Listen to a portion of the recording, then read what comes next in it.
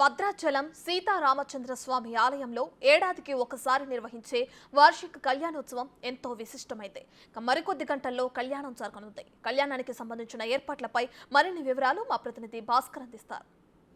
మరికొన్ని గంటల్లో జరగబోతున్న జగదామరాముడి లోక కళ్యాణానికి సంబంధించిన మొత్తానికి దేవాదాయ ధర్మశాఖ ఆధ్వర్యంలో మొత్తంగా అన్ని సర్వం సిద్ధం చేశారు. మొత్తానికి దీనికి సంబంధించిన ఏర్పాట్లు ఎలా జరుగుతుంది ఏంటంటే దానిపైన ఈ యొక్క కార్యక్రమాలను పరీక్షించేందుకు అదేవిధంగా కార్యక్రమాలకు సంబంధించిన మానిటరింగ్ చేసే విధంగా ఇక్కడ ఉన్న జిల్లా రాష్ట్ర ఉన్నతాధికారులు కూడా మరి ఇక భద్రాచలం రాముల సన్నిధానం రావడం కూడా జరిగింది. మొత్తానికి అయితే ఈ కార్యక్రమం సంబంధించి ఎలా ఏర్పాట్లు చేస్తున్నారు సార్? శ్రీరాముల వారి కళ్యాణానికి అద్భుతమైనటువంటి ఏర్పాట్లు జిల్లా యంత్రాంగం మరియు అదేవిధంగా రాష్ట్రం నుంచి కూడా అధికార గణం అంతా తరలి వచ్చి ఏర్పాటు చేయడం జరిగింది. ముఖ్యంగా ప్రపంచంలోనే ఒక అద్భుతమైనటువంటి రమ్యమైనటువంటి కావ్యం ఈ సీతారామ కళ్యాణం. అందరూ తెలుగువారు తర్వాత ఇతరత్ర అందరూ కూడా ఎదురు చూసేటువంటి ఘట్టం. దీనికోసం అన్ని ఏర్పాట్లు చేయడం జరిగింది. భక్తగణం ఎక్కడెక్కడి నుంచో వేలాది కిలోమీటర్లు నడుచుకుంటూ వచ్చినటువంటి పరిస్థితి కూడా ఉంది. పక్కనున్నటువంటి రాష్ట్రాల నుంచి కూడా జంగారెడ్డిగూడ నుంచి ఇతరత్ర ప్రాంతాల నుంచి కిలోమీటర్ల కొద్ది నడిచి వచ్చి వాళ్ళు రాముల వారిని దర్శించుకొని కళ్యాణం వీక్షించాలని తహతహలాడుతున్నారు. వారందరి కోసం కూడా సామాన్య భక్తజనానికి అందరికీ కూడా మొత్తం అందరికీ కూడా అన్ని ఏర్పాట్లు అయ్యే విధంగా అందరికీ కూడా తాగునీరు, ఎందుకంటే టెంపరేచర్స్ అధికంగా ఉన్నాయి ఉష్ణోగ్రతలు, కాబట్టి అందరికీ తాగునీరు అదేవిధంగా షేడ్ నీడ అంతా కల్పించడం జరిగింది. అదేవిధంగా మొత్తం అందరికీ కూడా ఎంతమంది వస్తే అంతమందికి కూడా ఉచిత అన్నదానం కూడా చేయడం జరిగింది. అంతేకాకుండా ఈ కళ్యాణం అనంతరం కూడా ఉచిత దర్శనం ఎంతమంది అయితే ఉంటారో కళ్యాణం అనంతరం ఉచిత దర్శనం ఈ భక్తులందరూ కూడా చేయడం జరిగింది.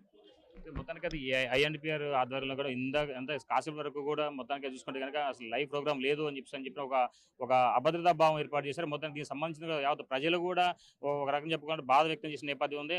మధ్యాహ్నం వరకు కూడా క్లారిటీ లేకపోతే గందరగోళం పరిస్థితి ఏర్పడింది. తీరా లాస్ట్ మూమెంట్ వరకు ఇప్పుడు పర్మిషన్ వచ్చినట్టేనా?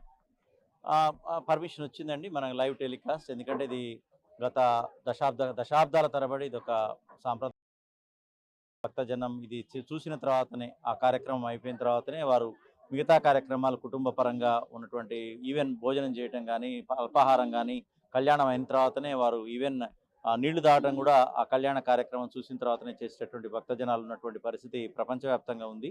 సో అలాంటి ఏమీ లేకుండా మొత్తం కూడా పర్మిషన్స్ వచ్చినాయి. మనం లైవ్ టెలికాస్ట్కి వెళ్ళిపోతున్నాం.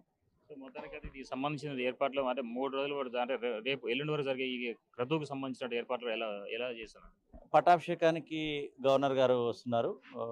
రాష్ట్ర ప్రభుత్వం తరఫున చీఫ్ సెక్రటరీ గారు వారు దంపతులు స్వామివారికి ప్రభుత్వం తరఫున పట్టు వస్త్రాలు మరియు ముత్యాల తలంబ్రాలు సమర్పించనున్నారు.